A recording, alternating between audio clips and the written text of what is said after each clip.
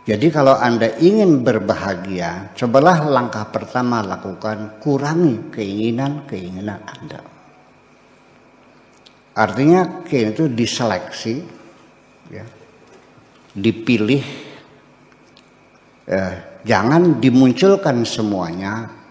Kalau Anda keinginannya tidak dibatasi, seberapa banyaknya rezeki kamu, andaikan Kang Zidni gajinya sebulan 1 miliar, tapi semua keinginannya dimunculkan, saya pastikan Anda pasti tidak cukup dengan gaji 1 miliar.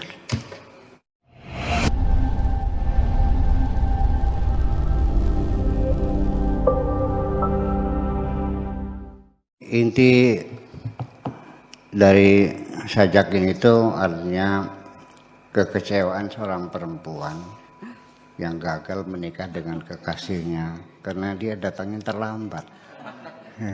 Sorry. Jadi ketika dia mengatakan semoga engkau bahagia, itu adalah kalimat kemarahan sesungguhnya. Dia tidak pernah mendoakan kebahagiaan, semoga engkau bahagia. Itu kamuflase sebetulnya. Buktinya dia begitu pulang banting pintu kok. Itu yang perlu kita hayati. Kemudian ada hal penting lagi yang disampaikan, bahwa penderitaan, semua orang sanggup memikul penderitaan pada saat penderitaan itu berkesinambungan. Orang yang menderita sejak kecil sampai tua itu orang yang semua orang bisa menanggung penderitaan asalkan berkesinambungan dan sudah lama bergelut dengan penderitaan. Yang berat itu adalah hilangnya kebahagiaan. Jadi kalau Anda jadi orang miskin sejak kecil, Anda tidak bersedih hati Anda jadi orang miskin. Tetapi yang paling parah sampai bisa frustasi adalah orang yang jatuh miskin yang tadinya kaya. Itu yang harus ketahui. Dan makanya gelombang cinta itu seperti itu, menghempaskan kapal besar ya gitu. Nah, ini. Kemudian yang kedua lagi yang ingin saya sampaikan, ini di halaman ke-6 perlu diurai. Alinea ketiga. Harta kekayaan tidak pernah terlintas dalam pikiranku ketika aku masih anak-anak. Dulu waktu aku anak-anak tidak pernah bercita-cita jadi orang kaya kok. Ya, ini satu poin, satu premisnya seperti itu. Artinya bukan insting bawaan. Orang kepengen kaya itu bukan insting bawaan, tapi faktor pendidikan dan lingkungan. Andai kan aku tidak dicebokin oleh ibuku, sampai sekarang aku nggak cebok. Kalau aku tidak diajak bicara oleh orang tuaku, sampai hari ini aku tidak bisa berbicara. Kalau aku tidak dikasih baju oleh ibuku, sampai sekarang aku tidak pakai baju.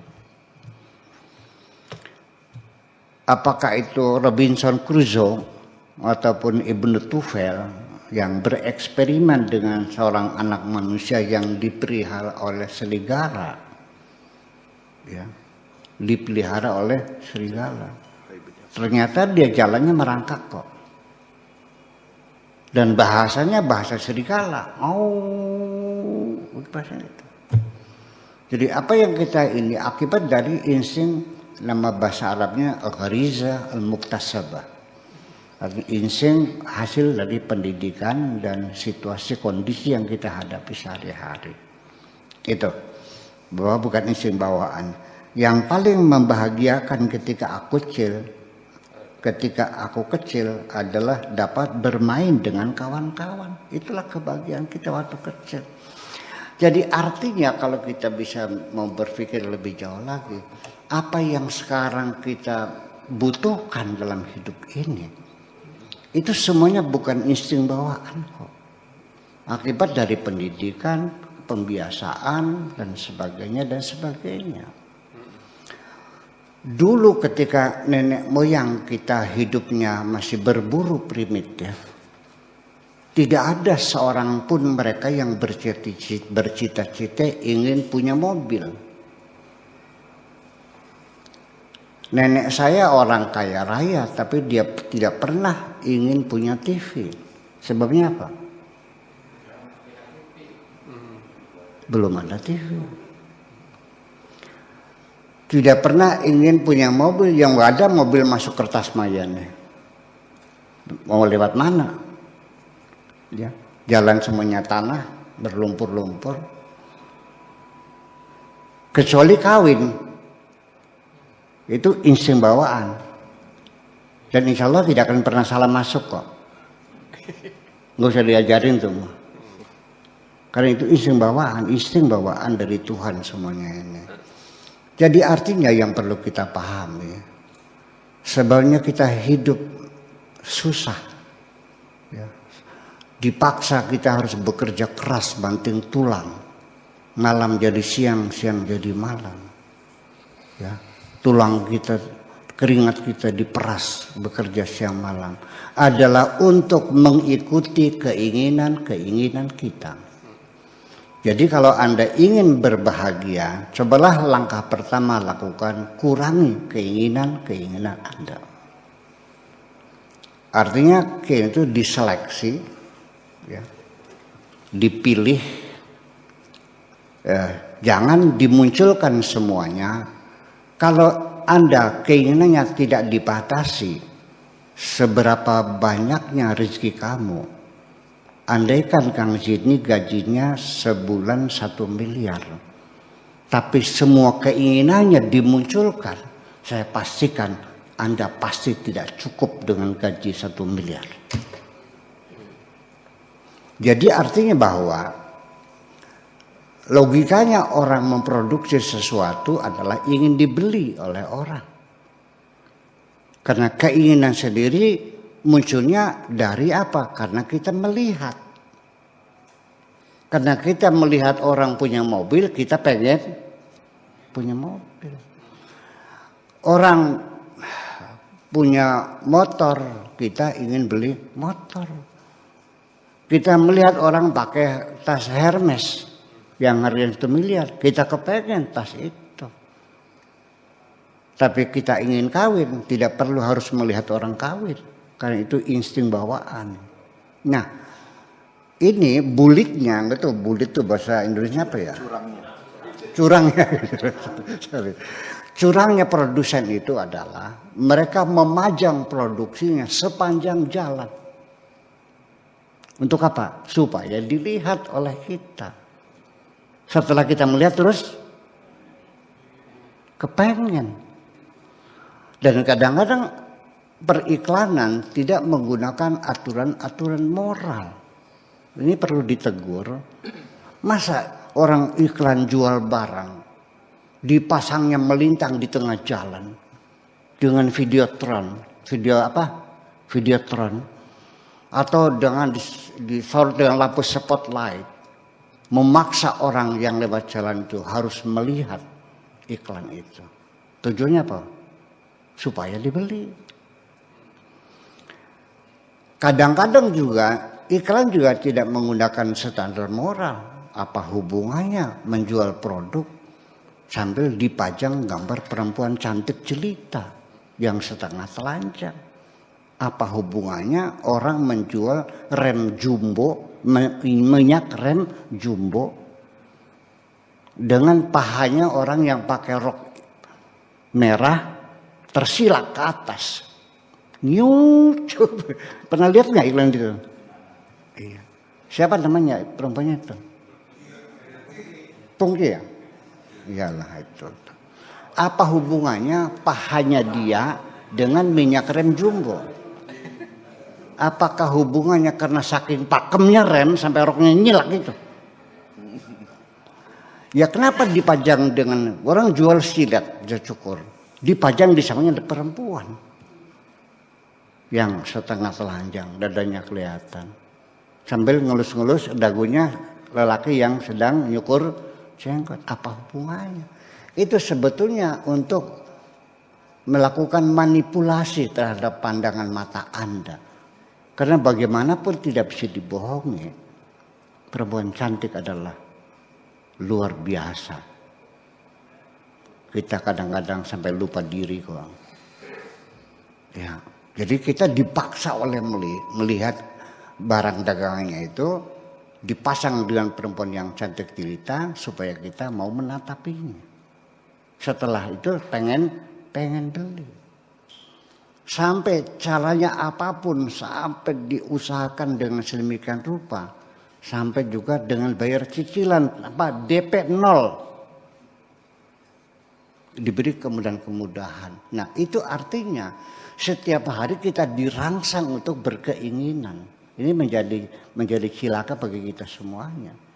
Makanya keinginan itu mestinya dibatasi, jangan dibiarkan semuanya keluar. Dibatasi juga. Yang kita munculkan adalah hal-hal yang betul-betul kita butuhkan.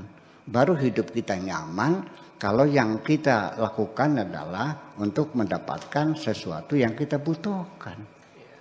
Sudah. Langkah ketiganya, yang kita butuhkan pun jangan lebih dari standar minimal. Makan butuh nggak? Makan apa? Yang penting asal kenyang, murah nggak? Pakaian butuh nggak? Yang penting bisa menutup aurat, murah nggak? Rumah butuh nggak? Yang penting tidak bocor, murah nggak? Nah, adapun Anda ingin punya rumah yang penting nggak bocor, Allah memberikan rumah gedong, ya alhamdulillah. Ketika dapatnya rumah gedong, kita juga tidak menderita. Sebab penderitaan kita, kekecewaan kita akibat karena apa yang kita tidak ingin, yang kita inginkan gagal, tidak tercapai. Semakin banyak keinginan, Anda semakin merasakan banyak kecewaan dalam hidup ini.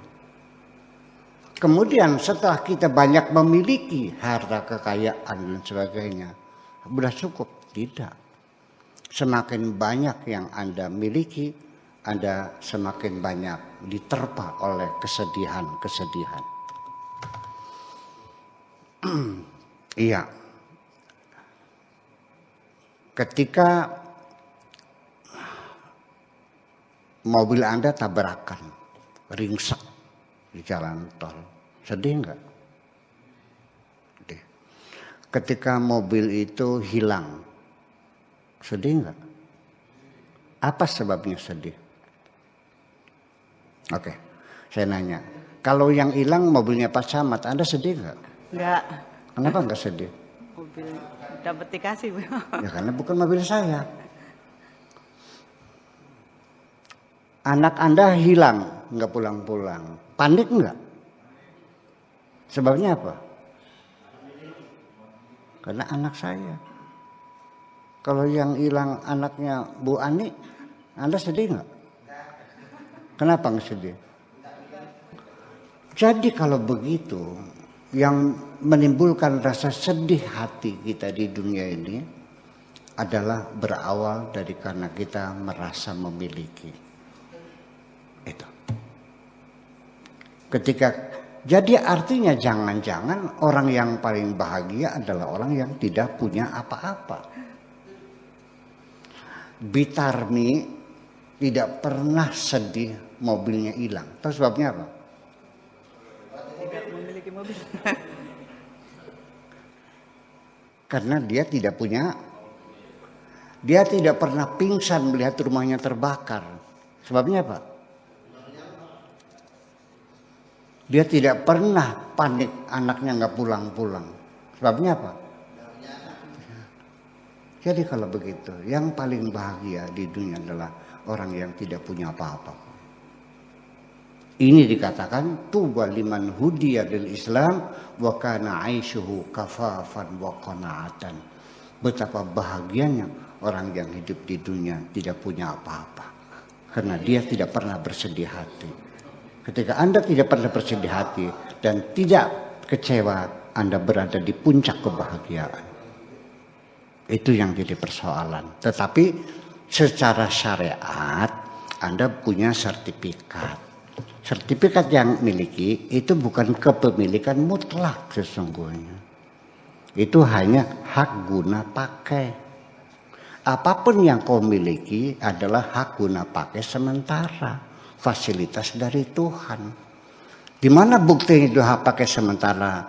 Dapat saya pastikan sejak sekarang bahwa apapun yang Anda miliki suatu ketika harus Anda lepaskan semuanya. Dan ketika Anda pulang kepada Tuhan, kain kafan yang akan menyelimuti tubuhmu, insya Allah tidak ada kantongnya kok. Semuanya ditinggal.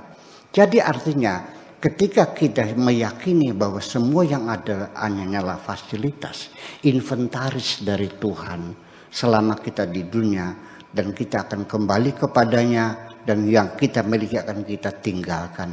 Apa saja yang kita kumpulkan dan akhirnya kita tinggalkan, itu adalah main-main semuanya. Jadi ketika Anda itu bisa meyakini bahwa ini semuanya hak guna pakai sementara, semuanya adalah milik Tuhan, seperti firman-Nya, lillahi ma fis samawati wa ma fil ardi, bahwa semua yang ada di langit, yang ada di bumi adalah milik Tuhan, dan Anda melepaskan diri Anda dari rasa memiliki, sejak itu Anda akan berada di puncak kebahagiaan. Terima kasih.